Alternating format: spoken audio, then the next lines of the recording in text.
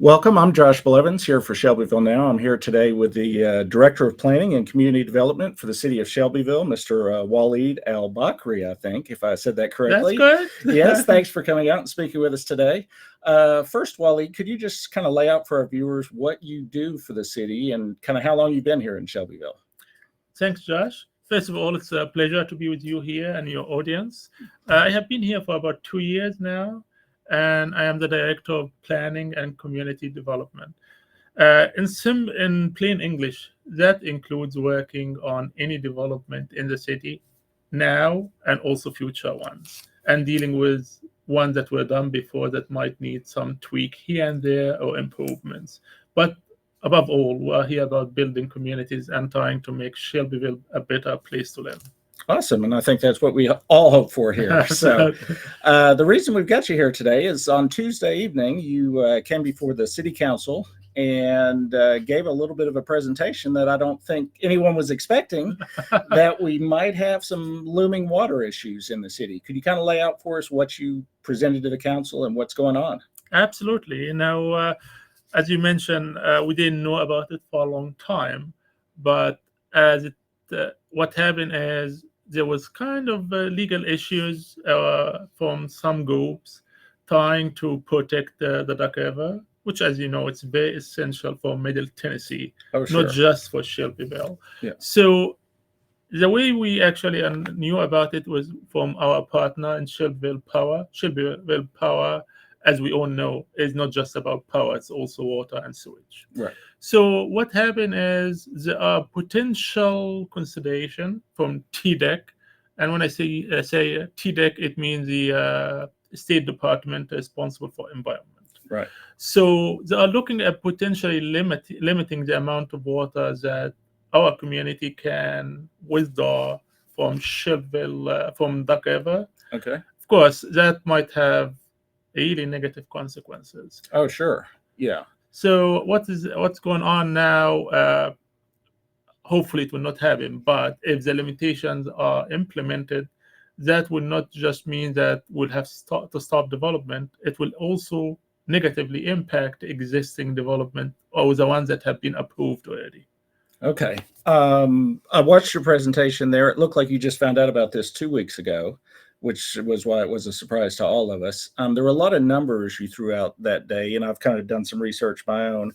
It looks like we have the capability to process 10 million gallons of water a day, but we're currently using, I think you said 7 million is our rough current usage number. So I know back in 1997, Shelbyville Power were permitted by TDEC, which is the state department responsible for water and environment, to do improvements, which of course cost a lot of money to do it. That the improvement approved and implemented allow Shelbyville Power to pump up to 10 million gallons a day. Okay. Of course, they never reached that capacity. Right. And they were only grandfathered for about 6.4 gallons. Okay. Now, as we speak, the peak usage is about 7.94 million gallons a day. Okay. So, in essence, what they are actually pumping out of the Duck River is more than what they were grandfathered for. Right. So the issue will be here if they are required to go back to the limit that they were grandfathered for, which is only 6.4 million gallons. Yeah, that would be a problem. Absolutely. Yeah. So we downloaded the draft possible permit that they could be issuing to Shelbyville Power, and the current amount that TDEC is offering to give them is 8.35 million gallons a day, which is a little above what we're using right now, but not a lot above what we're using right now. All right. So based on the numbers we also got from Shelbyville Power, the maximum capacity as we speak, of course, that changes by the day because of what's going on, is about, I have the number, 7.94 million gallons a day, which, of course, that doesn't take into consideration what has been approved, which is about 2,500 homes, and more is expected to come. And also, as we all know, We have major kind of businesses that are locating here. Sure, like Duck Sand. Daxan. Yeah. Also, I hope a lot of the community members know about MTSU new campus. Right. There's another TDEC, TCAT as well. TCAT, campus. We're hoping to attract more businesses. This means that if this is to be implemented, we will not be able to attract any new businesses. And more of an issue is what has been approved we might not be able to serve. Right. You might actually have to disapprove something that you've already approved if you got to a shortage situation. I don't know from a legal point of view how Right. that would work, but it will be very problematic. Right. Let's say that. Yeah. As part of the public comment period back in October, which we downloaded and watched today, the city of Lewisburg had asked the state for 6 million gallons a day, and their draft permit came back at 4.5. Wow. Okay. And they've already met and issued a moratorium in Lewisburg on construction of any subdivision over 5 houses, which is obviously not something you guys want to get into, but would that be something you might have to consider, some kind of moratorium, if TDEC comes back and is firm with this 8.35 million number? Personally, I hope we will not reach that point. Right. But again, we need to have plan B. Sure. Again, this would be a very difficult decision. It will have to be done basically after a lot of consultation, and the final say will be for the elected official. Right. We are hoping that with all our collective effort, you guys bringing everybody in this discussion and getting everybody to know what's going on, will have more weight when we talk to TDEC. Right. And based on the numbers we have and all the improvements that were done by Shelbyville Power, we are very hopeful that we are not going to be in Lewisburg position. Sure. Okay. And speaking of public comment, one of the things mentioned at the meeting is that the public comment period goes through December 13th. And if you want to send any kind of public comment into TDEC, which I believe you've got a letter prepared that you're about to send them, the email address is water.permits@tn.gov. And I guess it wouldn't hurt for local residents or businesses to maybe submit something to TDEC just saying, hey, we like our water. We'd not like to have a shortage here. Would you be willing to, go above that 8.35 million number? I love your idea. Thanks for bringing it up. And by all means, guys, if anybody needs more info, please contact either the city or Shelbyville Power. We'll be more than happy to help out. But again, this is a collective effort. We need your help. We need you to support what's going on and what we are actually trying to convince TDEC to do. And when it comes from the whole community, I would say it has way more ways than just city staff trying to convince TDEC of the importance of not to have the limits on water withdrawal. Right.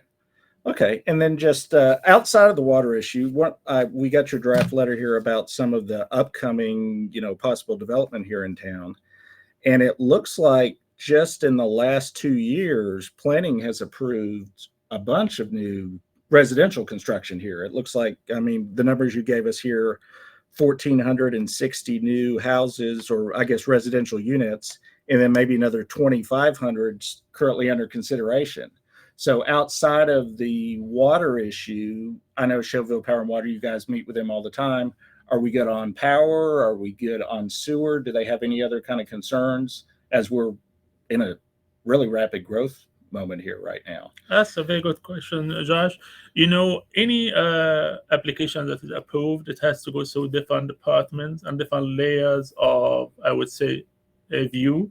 So everything that was approved was good to go from all aspects, not just Shelbyville Power. It also has to do with our police capability, our fire department capabilities as well. Right. So all of them actually met all the requirements. Some actually, and this was not mentioned here, we could not accommodate application because they were either outside of our utility area, or some of them that we knew were a little bit premature. Okay. So we are very careful about any application, and it has to go again so many layers until we are confident the city would be able to provide the same level of service for the new and existing development. ones.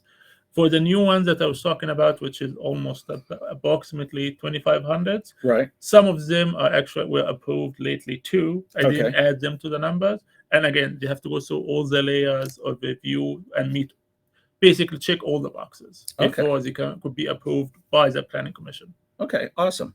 Well, thank you, Waleed, for coming out and visiting and having a conversation with us today. We'd published an article earlier this week, but I think it's important to discuss some of these issues too and get the word out there to people in the city so they know what's going on with their utilities and their government. And hopefully we'll have you back one day and we can talk about planning some more. Thanks very much, Josh. I would like to actually thank you for hosting us, for bringing us to your show and making it a priority to let the word basically for the community that, this is an important aspect. And please, if you have time, don't hesitate to reach out to planning or Shelbyville Power, or we would love it if you have time to submit a letter to TDEC on behalf of the whole community.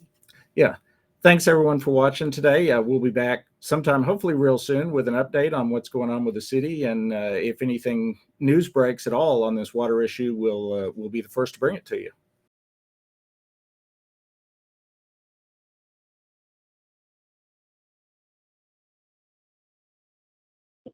Good evening. I'm Jason Reese. I'm the General Manager for Shelbyville Power, Water, and Sewer Systems. Thank y'all for the opportunity to speak before y'all. Just going to read over some comments here concerning our proposed withdrawal. Shelbyville Power, Water, and Sewer System does not agree with the proposed maximum withdrawal of 8.35 million gallons a day for public water supply, as well as the grandfathered existing withdrawal amount of 6.04 million gallons a day based on the following 6 factors. The grandfather rule is impractical and has effectively stopped the growth for our community. Since July of 2023, our water system is on averaging withdrawing 6.08 million gallons a day, which does not include our peak demand of 7.94 MGD on October the 4th, 2022, and over 7 million gallons a day in April of 2023. Based on these figures alone, our water system is already in violation of this permit.